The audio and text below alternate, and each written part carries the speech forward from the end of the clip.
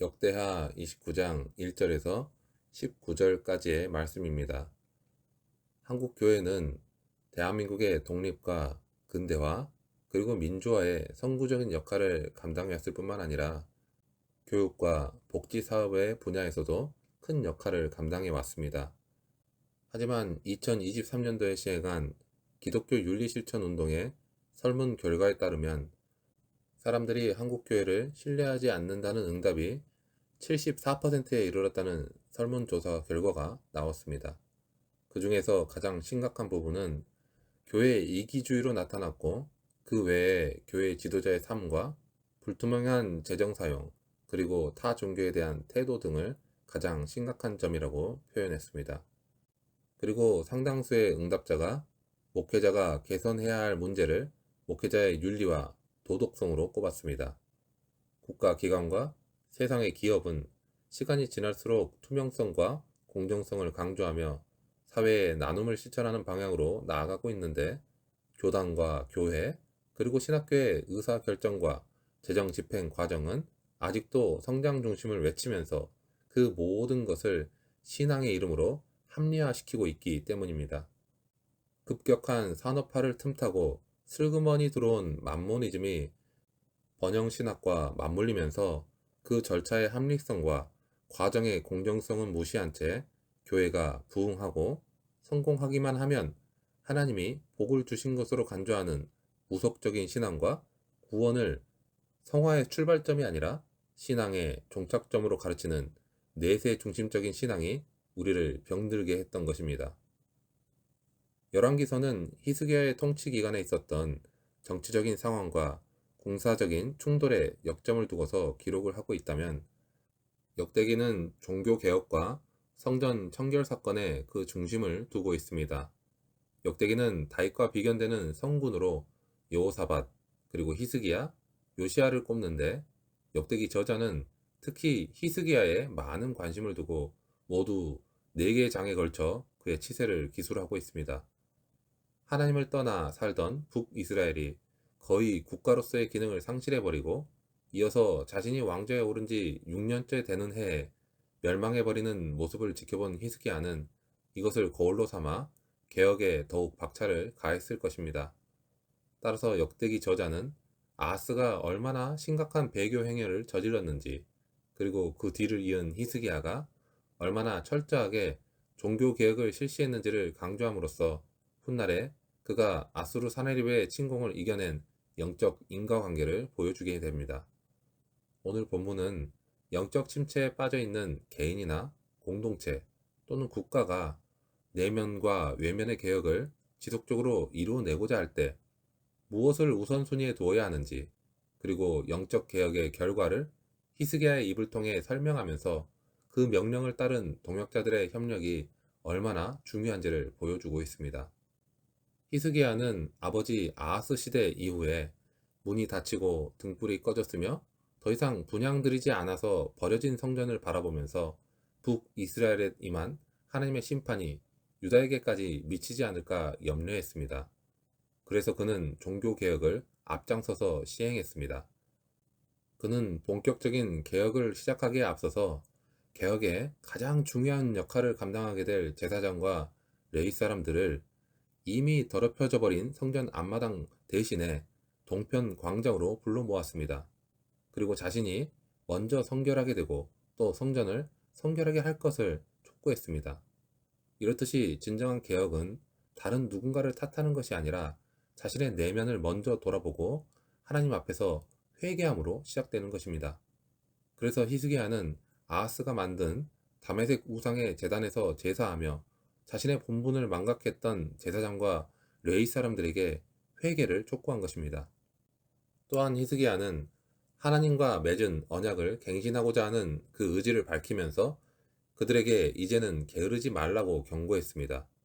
개혁이 중단되지 않고 궁극적으로 성공에 이르게 하기 위해서는 영적 리더들이 안일함과 방종에 빠지지 않고 부지런하게 그리고 성실하게 일해야 했기 때문이었습니다.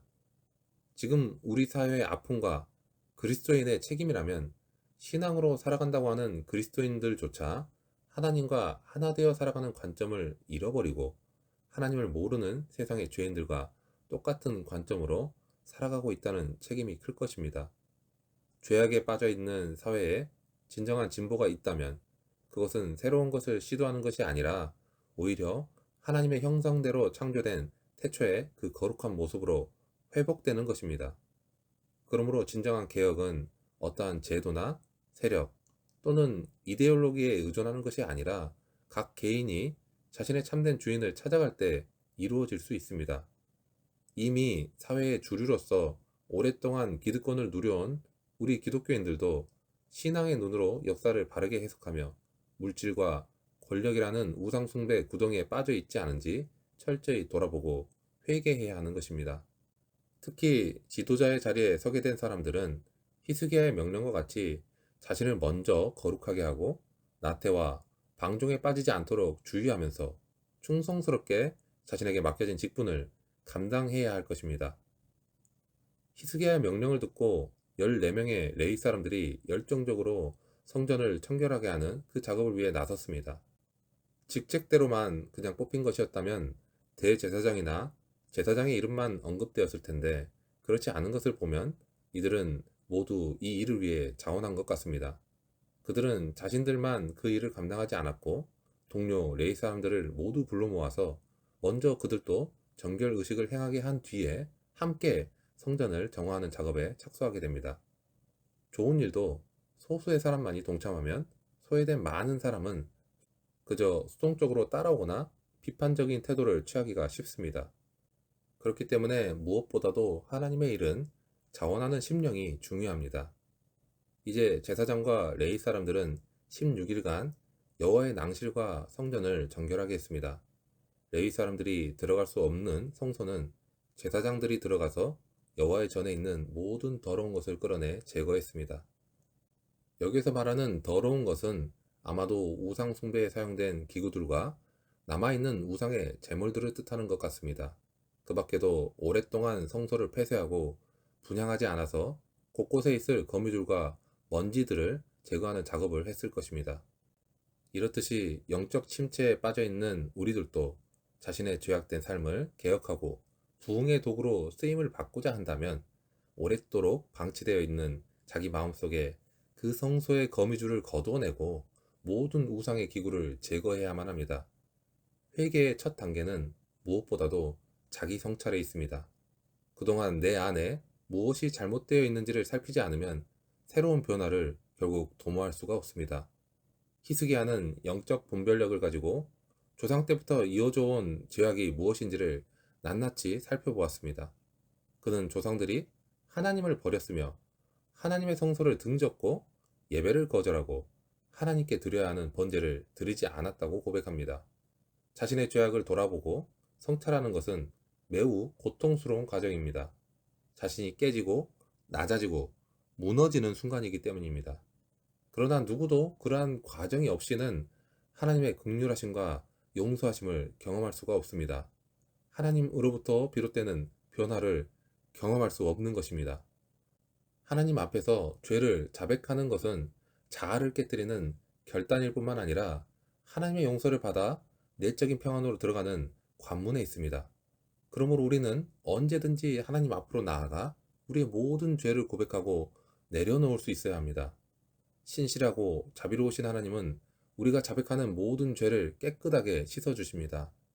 시편 139편 24절에서 하나님, 제가 자백해야 하는 죄가 있다면 깨닫게 해주십시오. 깨끗하게 해주십시오. 라고 고백하는 것처럼 날마다 하나님께 아뢰시기 바랍니다. 이런 겸손한 기도를 통해 하나님의 긍휼하심과 용서의 은혜를 경험하시기 바랍니다. 자기 성찰과 회개 다음에 우리가 밟아야 할 단계는 하나님께 순종하는 삶을 회복하는 것입니다. 히스기야는 죄를 자복한 후에 모든 레위 사람들과 백성들에게 하나님을 섬기며 분향하는 일에 게으르지 말라고 당부했습니다. 하나님은 회개하는 자에게 반드시 새로운 기회를 주십니다.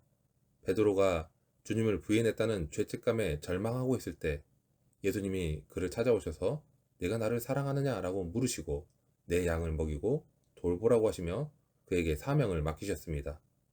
하나님은 우리가 회개할 때 우리를 조건 없이 회복시키시고 사명을 맡겨주시는 분입니다. 히스기야는 그 하나님을 믿었습니다. 그래서 백성에게 하나님이 이미 너희를 택하셨다고 선언한 것입니다. 범죄함으로 하나님의 징계를 받았지만 하나님이 완전히 버리지 않으셨다는 것입니다. 우리가 죄를 자백할 때 히스기야와 같은 믿음이 필요합니다. 우리가 회개하고 돌이켰다면 하나님은 우리를 결코 버리지 않으십니다. 어떤 것도 우리를 하나님의 사랑에서 끊을 수 없습니다. 하나님은 회개한 자에게 예배를 회복시켜 주십니다. 말씀을 깨닫게 하시고 말씀에 순종할 수 있는 능력을 부어주십니다. 다시금 하나님이 맡기신 사명의 자리에서 쓰임 받을 수 있도록 기회를 열어주십니다. 하나님의 용서를 경험했다면 주저하지 말고 주님이 맡겨주신 사명에 열심을 내보시기 바랍니다. 사람을 움직이는 데는 두 가지 동기가 작동합니다. 하나는 두려움이고 다른 하나는 기쁨이나 사랑입니다. 죄를 지은 사람은 죄된 과거와 현재 습관을 청산하고 새로운 삶을 살고자 할 때 무의식적으로 이 두 가지 동기를 점검하게 됩니다. 먼저 계속해서 죄를 지으며 살아갈 때 마주하게 될 결과가 얼마나 참담하고 두려운 것인지를 생각할 때 사람은 잠시 죄된 행위를 멈추게 됩니다. 그러나 죄가 가져올 결과에 대한 두려움으로 멈출 수 있는 죄악은 몇 가지로 한정되어 있을 뿐만 아니라 그 효과도 그리 오래 지속되지는 않습니다. 반면에 자신이 아무렇지도 않게 즐긴 그 죄를 없애기 위해서 누군가가 살이 찢기는 고통 중에 피와 자신의 진액을 모두 쏟아냈다는 사실을 기억한다면, 그리고 지금도 성전된 자신 안에 거하시는 하나님의 한없는 사랑을 기억하고 체험한다면 그 사람은 죄악의 끈질긴 유혹을 뿌리칠 수 있는 것입니다. 최후의 청교도 신학자로 불리는 존 오웬도 율법의 정죄에 뿌리를 둔 죄를 멈추려는 노력은 그저 일시적으로 몇몇 특정한 범죄를 중단시키는 데 그치지만 복음의 영으로 죄를 무력화시키려는 이들은 지, 정, 의를 포함한 전 인격을 바꿀 수 있다라고 그는 말합니다. 히스기야는 왕위에 오르자 성전의 복구를 국정개혁의 가장 첫 번째 과제로 삼았습니다. 하나님과 언약 관계를 회복해야 경제, 국방, 그리고 민생의 문제가 해결될 수 있다는 것을 알았기 때문입니다. 그리고 이제 제사장과 레위 사람들은 스스로 성결하게 한 후에 16일 동안 성전 안팎을 온전히 깨끗하게 했습니다. 이러한 수고는 유다 백성이 과거를 청산하고 다시 하나님과의 언약 백성으로 되어 예배를 재개할 수 있는 기틀이 되었습니다. 영적 침체에 빠진 개인 또는 공동체가 살 수 있는 길은 결국 하나님의 말씀으로 돌아가는 것입니다. 성도는 날마다 말씀과 기도로 내면의 성소를 깨끗이 하고 맡은 직분에 충성함으로써 하나님의 나라를 이루어야 합니다. 우리 모두가 하나님께서 원하시는 거룩함과 순종으로 나아갈 수 있기를 주님의 이름으로 축원합니다.